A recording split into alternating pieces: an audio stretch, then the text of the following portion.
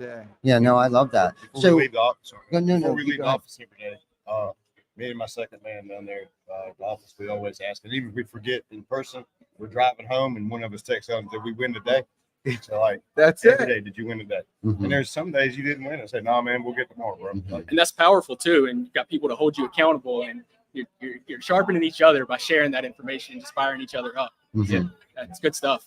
It is good stuff, motivating each other like that. It's like we talk about stacking wins, and speaking of stacking wins over there, there's Mike Claudio. Good to see you, brother. We'll get you in the rotation here quick.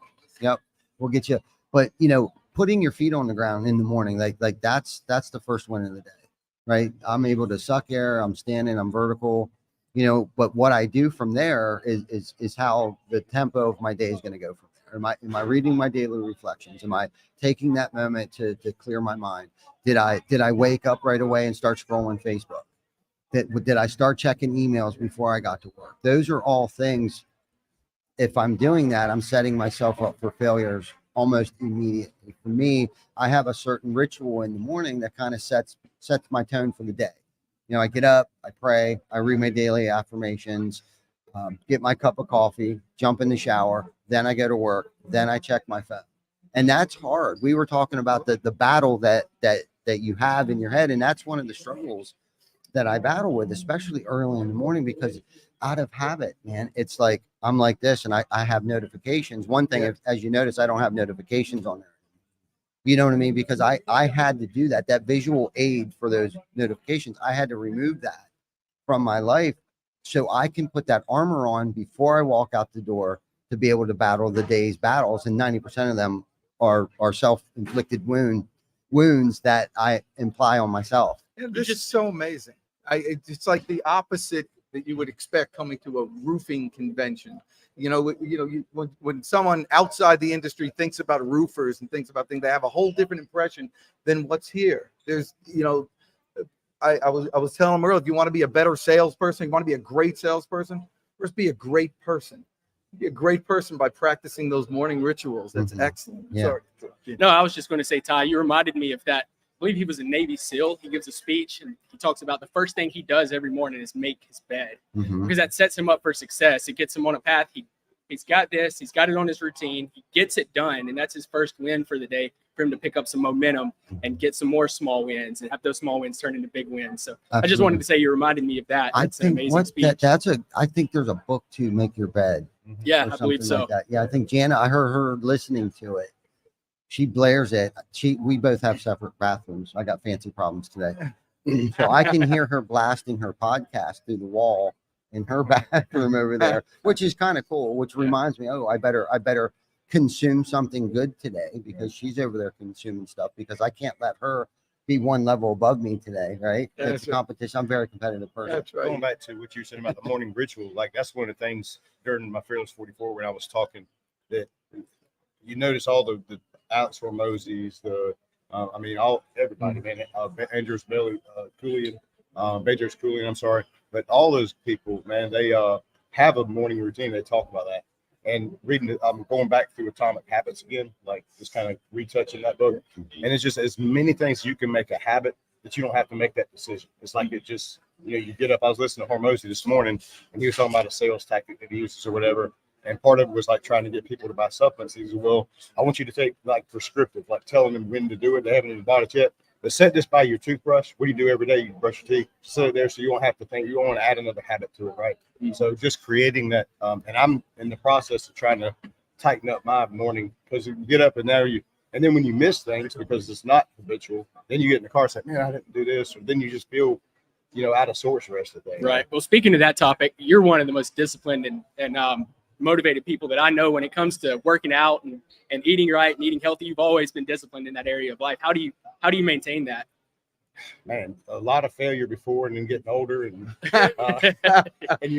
because you can't, when you're younger, like you can just power through everything. Right. After you can skip a month and not train, you know what I mean? Like, but damn, you hit 50, bro. Like, I just finished 75 hard about 7-8 weeks ago, and then within a week or so after that, I hurt my back and I wasn't able to really do anything.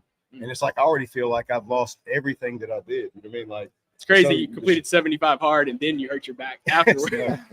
It's never a planned thing. So like when you go to lift, you know you're about to do your back. So it's like, you know, yeah. We just had a beast step Bro, in. Ty just got Yeah. jacked. I'm Look at Siler. this. Mike Claudio. Nice to meet Nice to you, meet you. man. How Yeah. you doing? How you Mike doing, Claudio. DJ? No, Ty went for got a workout in. No, I mean I've done Save Hard a couple times. Yeah. I've done the Live Hard program. I've completed once, and just listening to you guys over there, like that morning routine and that discipline and showing up and get, like, I call it the winning streak, right? You set your morning up for success. You get those wins that you set the standard on. Like you created the definition of what success looks like for you, and you execute that. It builds that momentum. It builds that confidence going into the day. Because wake up 15 minutes late one day, like the rest of the day goes to hell. Yeah, that's exactly right. Yeah, most of in the morning for that morning routine, it's for your body to get you rolling. But man, it's for your head more than anything else. First thing I do, I wake up, I say thank you. Not to anyone, not to anything. Just say thank you. The weirdest thing happened. All of a sudden, your mind like finds things to be thankful. Mhm. And you have this kind of spirit of gratefulness that will last the day if you do it right. And then I write in a journal. I'm a big journal guy, so I'll write every day. I'll write my goals, and you write them down and put it down on paper, and that kind of makes it firm. Yep. And then you avoid. The opposite is, it's one thing to do things, to add things to make yourself more effective and more positive, but the second half of that is avoid all the crap that wants to come in. Right. Keep the rate. Don't turn on the news. For one day, I decided I'm resigning of the general manager of the universe. I'm not getting paid for it. Right. I'm not going to fix Russia. I'm out. Right. Leave that to somebody else. No, but a good point on that, like what you consume, right? And I've actually had some of my clients record their own gratitudes and then listen to that back, That's very powerful. right? Because you listen to yourself saying it, right? You say things out loud, they tend to be a lot more impactful, a lot more measurable, right? Even just things you want, say it out loud. It manifests it differently than just thinking it, positive and negative. When people say they're not good, like kind of jokingly, they kind of start to believe it. Right. If you record yourself, like saying your affirmations or saying your I ams or saying your I wills or saying what you're and like when you listen to that when you need it, Yeah. you're like, oh, that's right, that's me. I can be that guy again. I know you've done Fearless 44. I actually haven't. Have you not? No. You familiar with What is I've this? done I Fearless need to do 44. I completed it one time. Well, part of Fearless 44 is your you got the 50 you got 5 categories and you make 10 of my 10 excuses you give yourself, 10 things that you're grateful for, Blessings, 10 consequences. consequences if you don't do them. So you got those 50, and it's every day you have to review those, right? So what I did, going back to what you said that your clients do, is I actually said them out loud and spoke them into a recording so I would hear myself saying it. So on the way to work, instead of listening, I might do a podcast or something, but that's the first thing I'm gonna listen to. And it's by the time I go through it, it's like a good 5 or 6 minutes, of me saying, going through that, and then you're hearing yourself say it, not just skimming over it. That's a great way to set yourself up for success for the day. So Dan actually comes in and does some sales consulting with our roofing company, and he's got this mantra, and we say it at the end of every training we do when he comes in. It's amazing. You can tell it better than I can. So go ahead. Listen, you got to pump yourself up. You got to get yourself in the zone. So my name's Dan Jordan, DJ, but people call me Deej or the Deej On his shirt. because the Deej can do things that Dan Jordan could never do. 100%. You got to put yourself in the zone. So to get yourself in the zone, that's why I made this thing. So it sounds like this. It says, I lead, not follow. I believe, not doubt. I create, not destroy. I make the news. I don't watch the news. I'm a leader. I'm a force for good. I'm a force for God. I set the standard. I defy the odds. I stand up. I take charge. I win. And then I walk in like a flipping animal. You can't say no to me. When you're in, if you say that 10 times, in your head and then out loud, maybe you're ready to take over the world, because that's what sales is. I'm sorry, I'm on a roll. I'll stop after this. But sales, more than anything else, is a transfer of energy. And, in every transaction, in every conversation, a transaction is taking place. Someone's either buying or they're selling. Sometimes it's a product and a service, but all the time it's energy. All the time it's that attitude. And somebody buys that, and, the product just comes right in. That's right. No, and what, like, I love that's the alter ego, right? It's the alter ego. Exactly. And utilizing alter egos can be an incredibly powerful tool, no matter where you are in your leadership journey or sales or whatever is. Some people use external, what I would call, the alter ego. Like, what would he do? What would the Deej do in this situation, right? If I'm you, like, what would he do in this situation? Like, what would Jesus do was the original alter ego, right? WWJD. But what I like utilizing, I'm actually talking about this afternoon on the main stage, is utilizing the future version of you as the alter ego. Woo. What would next year's version of Mike be proud of right now? What would the next version, what would version 3.1 do? I get chills just talking about it. I Like, do. it's so powerful when you like show up and you say, I want to be the best version of myself. What would that version of me do in this situation? They're going to make the call. They're going to get out of bed. They're going to do the rep. They're going to drink the water. They're going to shoot the video. What are they going to do? What would that version be proud That's of? awesome. My And that's been dad, incredibly powerful for me. I'm sorry, that's yeah, great. yeah. My dad used to say more succinctly, he was a little an immigrant, and so I'll do it in his little French Jewish accent. And he said, Danny, in this country, you want to make it, you act like the person you want to become. Love it. And very soon you'll see that person in the mirror. Fake Act it till you like make that. it, I guess. That's it. It's another- Well, Ed Millett talks Yeah. about that, about not wanting to get, to where he meets his maker Mhm. at some point, and he's showing him this person. He's like, man, I don't even recognize that guy. He says, that's who you're made to be. You just, Yep. and he don't want Yeah, to. God's Yeah. version of it. That's exactly right. So every day, Exactly. that's his goal, is to try to be that person. Yep. It's good stuff. That's it. But So- so that's a challenge, though. Who do you want to be? Right, exactly. That's my keynote this afternoon. Oh, all right. So, Mike, I've heard a lot of good things about you. Is that your brand, Win Fast? I know we've never met and had a chance to talk. Win Rate Consulting is Okay. the brand. So Win Okay. Fast, Win Often is the tagline, we'll say, Gotcha. of creating those morning routines, creating those wins and execute them fast and often, create the winning streak, create the positivity, create the confidence. Right. And so it's a big part, like championships and winning is a big part of the brand. I'm big on like the sports analogy. It's all over our brand. For sure. But we had these hats made, so the big win hats. And I was like, I called my apparel guy. I was like, I want win as big as you can fit it on a hat. And we want to give them out to people that are getting big wins in their life. And people wear these hats all the time about just representing that success or that accomplishment. Because so many people are capable of so much more than they give themselves credit for, right? And when you can set a target, accomplish a target, create that morning routine, create that success, get that sale, get that hire, whatever it might be, we are so quick to devalue that win. And like, we're so quick to be like, yeah, but, or like, yeah, like I got lucky. No, Yeah. bitch, you worked your ass off for that thing, right? And then allow yourself the ability to celebrate. I think like social media has taught us don't celebrate because the trolls come out. Yep. Right. Oh, who are you? 40, Fearless 44. Yeah. They get in your DMs, they get in the comment section, and they, but like they're watching. Yeah. Oh yeah. Like, hate me all you want, but you're still a fan, man. You're still watching the content, right? Yeah. And so, but win rate and like winning and win fast, win often is the tagline around. There's a whole story behind.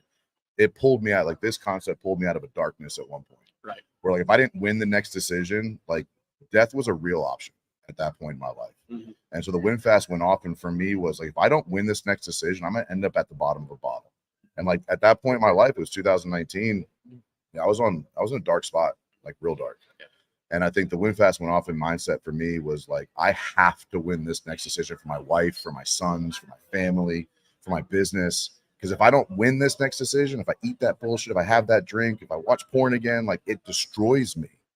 And so that was really where the win fast, win often started, was pulling me out of this hole at one point. Now it's turned into more of a tagline, and now it's actually evolved into fire fast, win often. Because I'm all about firing people. And so my client base now jokes about fire fast, win often. Yeah. But that's where kind of the brand kind of evolved from. That's good. I've always heard hire slow and fire fast. Yeah, fire fast, win often. Well, Let's so go. let That's me good ask stuff. you, because you're the sports guy here.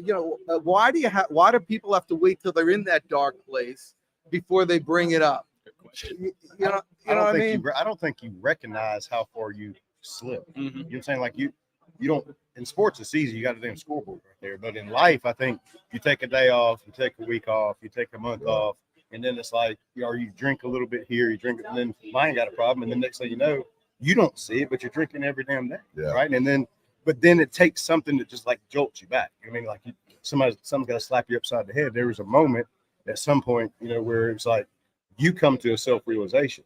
I have people in my family that deal with stuff, and we're like hammering them. But dude, until they realize it doesn't matter. But it's that switch. And like I said, in sports, it's easy. Like look at the scoreboard, like we're getting our ass kicked. You know what I mean?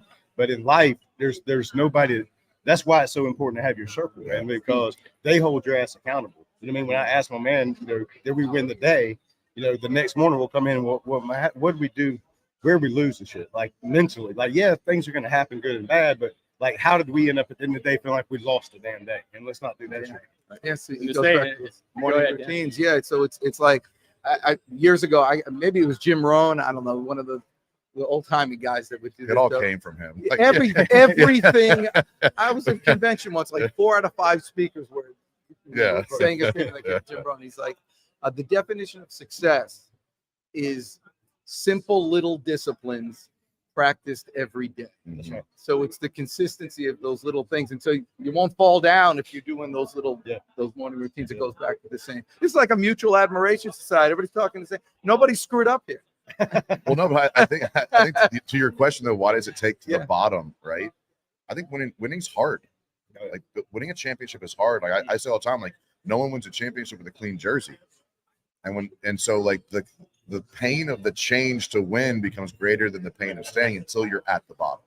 When you're at the bottom, the pain of staying there is greater than anything you could do. And that was my story. You know, my story was like the pain of staying in that dark place was greater than any pain I could imagine. So I might as well go get it. Ooh. And that was like the transition for me. Because when you're comfortable, you're making money, you can afford alcohol, you can afford trips, you got enough, right? I got a nice house comparatively, right? At that point, it was I'm not going to allow myself to feel this bad anymore. Yeah, because there was a season of my life, a lot of people don't know this. I was 330 pounds. I was a 47-inch waist. I was miserable. That wasn't 2019. I started making some improvements, but like, I think the reason it takes the bottom is because the pain of the thought of what it's going to take to win overwhelms people. And it's easier to stay where I'm at. It's powerful. Yeah. And just back to the question, I was just thinking in life, it's much easier to fall into the hole and get yourself out of it. And back to what Ken was saying about that, it's about the people you surround yourself with. But I think if you know, most guys are probably just like me and hard-headed and have to learn the hard way. They've got to go through it thinking that it's all going to be good, thinking that it's going to be okay until they hit that rock bottom that you're talking about. And then it's so hard to get out of, but you've got a life decisions you've got to make. And, you know, like you say, you got to stand up, take charge, and win and make a change. So let me ask you, I'm asking your advice, both of you guys here, because, you know, after you get a little age on you and you've overcome big problems and you've lived through big problems and you've seen a lot of, you know, death and dismemberment and problems. And other people come to you all depressed about stuff that you know is a bunch of garbage. I mean, it's like nothing. It's this. And you're so tempted to say, dude, this is pissant stuff. What are you doing here? And how do you get that person going without, you know, pushing them I down? can tell you, this is very personal to me. The way I came up and the struggles that I had a certain threshold, and to me, a bad childhood was on a different scale, right? And what do we all do with our kids is we try to give them a life better than us, right? So then so then it's the flip side, and they have things almost too easy, right? And that's, at least that's what I found. I made things too easy on my kids, you know what I mean? And then they start hitting struggles, and the way I reacted to it was horrible. And I'm going on 3 years of not speaking to my oldest son. Oh. And he lives like 20 minutes from me. I've not laid eyes on him, right? And I reached out to him, but the problem is that I did not understand that what would hurt me, it took a hell of a lot more, and it took a lot less for him. So my pain's not the same thing. Like you watch MMA fighting, and these guys have like gashes and their fingers sticking out the side. It's like, damn, how's he even like?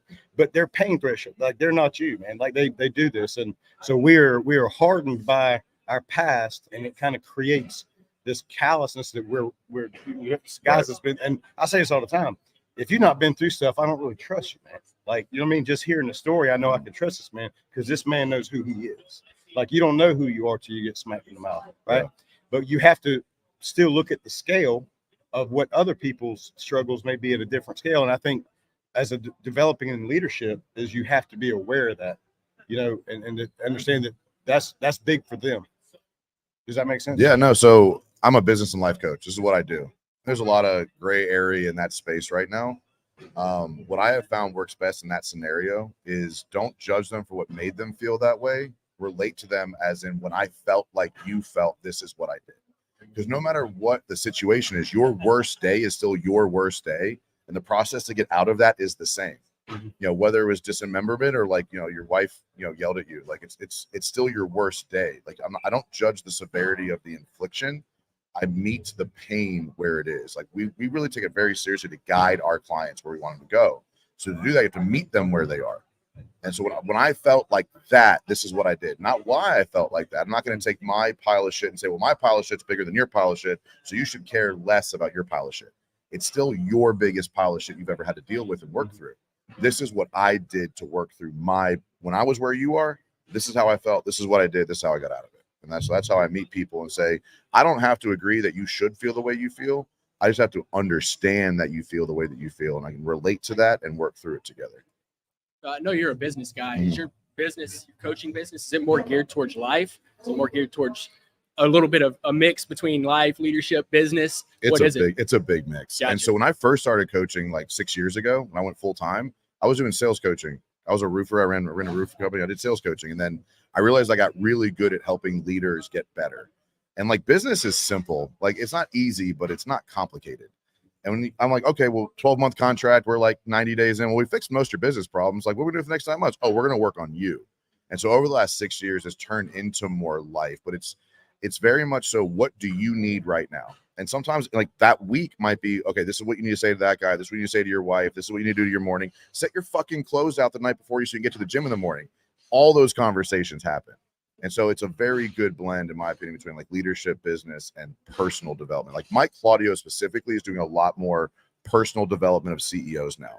My team, because I have 8 coaches on the team now, are handling different things. Like I have a sales expert, a finance expert, a marketing guy, who all run companies right now, but each have their own sphere of expertise. And so when a client comes in, we say, what do you want? What are you looking for? We do a questionnaire, then we assign them to the coach that's best suited to help them in the situation that they're in or why they came to us. Good stuff. Yeah. And you got like a Barry White voice. What's going on with I've that? been talking for you 3 days. kidding? I have to be on the main stage this Okay. afternoon. So, but I talk a lot. It's just what it is. It's getting tired now. That's though. where it all starts, with personal. You gotta Yeah. get your personal life in order before you can lead anybody else. So Well, I want to ask you a question. Yeah, so yeah. you brought in a trainer, right, or a coach? yeah, of some yeah, sort, he's right? a sales consultant. They come in to our company. He's local to our area. We're based out of Atlanta. We're just north of Atlanta in Marietta. They've been coming in for 5 months now? Has it been 5 months? I don't know, 4 or 5 months. Yeah. What was the trigger? The trigger is just knowing that we needed to get better at our sales process. Mhm. We're a company that prioritizes customer service and going above and beyond for the customer, but we didn't have a sales process. So I heard him speak at a networking event, went, shook his hand, talked to him, knew he was about it, knew he was the real deal. We had a lunch, hit it off real well. So brought him into the company, and he's been training our guys up and teaching us the process so we can integrate that along with our customer service and how we treat our customers and just going above and beyond. And I feel like that'll make us unstoppable when we're able to combine those two things. And just like he said earlier, to be a good salesperson, first you have to be a good person. And those values aligned exactly with how our values align with our company. So Love it. it was a good his fit. company was really easy because he does start with values. Like their morning meetings start with, these are our values. Tell me which one speaks to you most today and why. And so everybody's talking about that, and it's Awesome. just something. So I mean, businesses start. Makes your job a lot easier. Yeah. For them, it's just like, hey, use this word instead of that word. You'll be fine. Yeah. You know? I see so many people trying to do it on their own, you know, and they hit these ceilings, right? I'm sure you've seen a lot of it. Like you're like 2 or 3 little pixie ducks from you. Those 1 or 2 words unlocks the next level for that company. And it's just so cool. So I mean, you've been through it and the stuff you've been coached on. I'm sure Ty's been pouring into you, and that 1 or 2 little words, those 1 or 2 statements unlock a whole new world of possibility. And congratulations to you for investing in your team. And There's that's always incredible. more to learn. That's incredible. But you know, you said something that impressed me about that. You said, listen, I'm not going to trust anybody that hadn't been through stuff. That's so true, because there's so many coaches and trainers out there that they're really good at the philosophy of things, but man, they can't speak to that. They haven't, there's someone who hasn't run a $30 million business. They can't tell somebody else how to do it. No. Yeah. Oh, I've talked about this a lot on my podcast. I get asked a lot, like, Mike, this coaching thing, right? It's a very weird world. I think what happens, I think there is a coach at every level. I think there is a 2 that should coach a 1, right? What happens is the 2 tries to coach the 9. Yeah. And that's where I think the whole coaching world has become very muddled, very gray, is that like, yeah, you've done something. Like, yeah, you're a coach. You can't charge 10 grand a month yet. Go charge your 250. Go help the guy who's a 1 still. That doesn't mean you shouldn't be helping people, but stop pretending that you're better than you are. That's what I've seen in the coaching world. That is strong. Yeah. It's almost like the cap that John Maxwell talks about within your company. As the leader of your company, you've got a cap, and you're not going to be able to bring people on that are above you in that area. You're going to hire people that are at that level or less. And it should be the same way with coaching. Obviously, it's not, because you've got all these coaches out there that are marketing, saying they can do this and they can do that, maybe even saying that they have done this and have done that, but they haven't. So, but yeah, no, I But even agree. like guys 100%. like you, like I have clients all the time like, Mike, I feel like I want to help people, but I don't want to be a coach. Well, don't be a coach. Just go help somebody who was solving the problems now that you solved last year. Serve. That's it. That's it. If you want to charge for your time because your time and lessons are valuable and people value what they pay for, great. But like you see people all the time that are like at different levels and different seasons. But I think you right now, because of what you've invested in yourself, could go help the guy who's 2 or 3 steps behind you, because you still feel that pain. Absolutely. You're like, man, I just climbed over that wall, man. Like I'm watching you and I'm right there. And like I'm as you evolve, you have to level up who you're coaching, because you get a little disconnected. I can't help the startup anymore. I'm too disconnected from that. I'm in like that 5 to 10 million. I'm not trying to coach $30 million companies. That $5 to $10 million revenue company is perfect for me right now, because that's where I'm at. I understand the leaders of those worlds, because that's what I've built, right? And I think so many coaches don't do it because they're afraid of the negativity that comes with the coaching world. Like, you could coach somebody right now on how to be a dad, or how to be an athlete, or how to be a leader, how to sell better, how to be a great employee, or whatever it is. He's coaching me. Just from this. But but people get afraid to do it because of the way people talk about coaches. But I think if you just stay in your lane and you just coach that person that's 1 or 2 degrees beneath you, that's exactly where you should be. That's it. And that's where I started. When I first started, I was charging $500 a month. I'm not charging $500 a month anymore, right? Because I evolved, I grew, I proved value, I showed value over 6 years. I think guys like you should be pouring into the people that are behind you. Absolutely. That's great advice. Yeah, absolutely. Because people get afraid to put the content out, or like, who wants to hear what I have to say? You're comparing yourself to him. He doesn't need to hear what you have to say. The thousands of roofers in Atlanta, or just Georgia specifically, need to hear what you have to say. You could be a local legend pouring into the guys behind you. That makes you feel so much better. And learning to teach, which you guys have all experienced, actually makes you better at the content. You actually learn it better to be able to teach it. We talked about that this morning. I told him this morning, you're outgrowing me. It's time to move on. I said, there'll be a time that you go, hey, this is interesting timing. You gotta take that. It's time to close, young man. But yeah, that's true. Well, I got to ask you. So how did you get into this whole thing? Like, what was into roofing? In the roofing, where you are now, you're someplace now. How did you get here?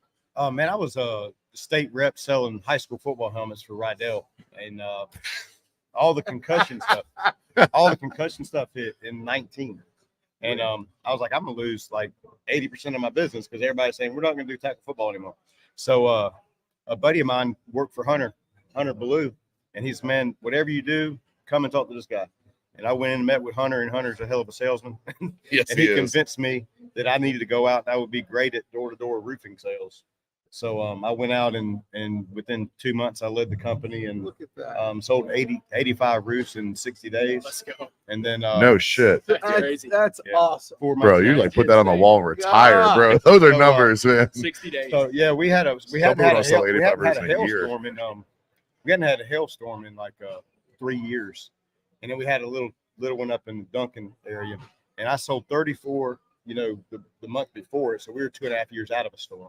And then when the storm hit on May 5th, by the end of that month, the 2-month combination was like 80 something. But being 49 years old when I started, and I coached 78 sports teams in 6 different sports, high school football for 23 years. So if you look at my level, like I'm a coach first. So I'm not like trying to become a coach based off of roofing. Yeah. I'm already a coach. Like, that's my heart. So I was a coach first, then I was sales second, and then roofing just happened to work its way in. And so my passion was to coach. So I was like, well, damn, I'm doing pretty good at this. So I immediately start kind of breaking down film. Like, well, why am I good at it? How can I teach this? How can I coach this? So I can get off of these damn roofs and show somebody else how to do this. Right. So How long were you in roofing before you sold those 85 roofs? I started January of 2020, and this was April, May. Those No 2 way. months. Dang, Wow. look at that. That's Were you in sales before? I mean, Rydell sells itself. I mean, He's it's a like coach. 2 quarters. So he's Helmets. Every Fucking helmets. Yeah. dude, everything is a sale. Like, Right. I tell people when I talk to a group, I'm like, look, a lot of people are uncomfortable being tagged. I'm a salesman because you think about that used car sales guy. It's just Right. like a jerk. It's got a bad. Right. And so I said, everybody is here because of a sale. And then they just look at me like crazy. I said, because either your mama convinced your daddy or your daddy convinced your mama. Yeah, that's right. Somebody convinced somebody did That's right. something. And I was like, if you're married, that was a sale. If you got a job, that was a sale. Like, you know what I mean? So I get them in the mindset that we do this every day. Right. So it just goes back to coaching, man. Yes, I love that. And that's exactly so. I just get to tell the story. So again, my dad's like an immigrant, Jewish guy, came here, and there ain't no Jews in middle management back in the day. You weren't going to do that. So everybody owned their own business. So I'll graduate high school. My dad says to me, he says, "So Danny, what are you going to do?" And I gave him some job or whatever. And he says, "Danny, in this country," he says, "remember this." He says, "You get a job, you have one customer, and he's called the boss. And he gets a wild hair up his tuchus and decides to fire you, you got nothing. You got goonish." But he says, "Danny, if you're a salesman, well, then you have 100 bosses, but they're called customers. Right. And if one of them fires you, who cares? You got 99 more." But his whole idea was that financial security doesn't come with getting a job. It comes with the ability to be able to earn an income anytime, anywhere, any place. And that's what sales does for you. So it's not helmet sales or roofing sales. You're a coach, baby. That's what makes you go. That's it. Don't worry about how to sell. Worry about why people buy. And people buy you because you're awesome.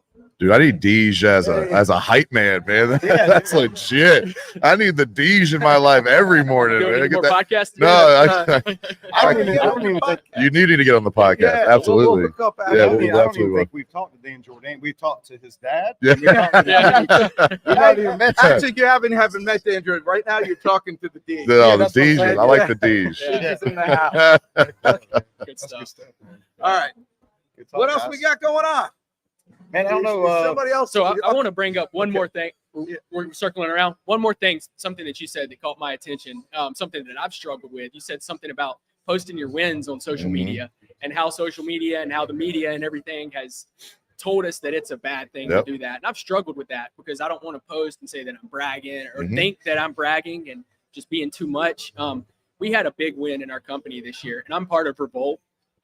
So I shared that win in the accountability chat, and I was like, I'm not bragging on myself. I'm not the one to usually talk about myself like this, but we had this win, and there were several people that commented back on that accountability chat, and they're like, "Dude, that's not bragging. That's sharing your wins with the people that you love, the people Mhm. that are going to hold you accountable, the people that are going to fire you up and celebrate those wins with you." So I just thought about that, and I just wanted to circle back to that because that was good. I'll tell you Yeah. what you're not thinking about are the A players that want to work for a champion. That's right. And not posting those wins. You might get the C, D, E players are going to talk shit because they don't get it. But there's an A player out there right now, like someone like this who's working somewhere else that's looking for a culture, looking for a leader, looking for someone that inspires them. And you not sharing those wins is underserving the A players. Yeah, it was really put into The perspective. nerve of Yeah, you. Yeah. The nerve How of you dare not you. sharing. Exactly. Okay. Yeah. Good I stuff. appreciate you all Yeah. for being here Good today. stuff. Thank you. All right, guys. We're good. Yep, that's it. All right, tie backer out.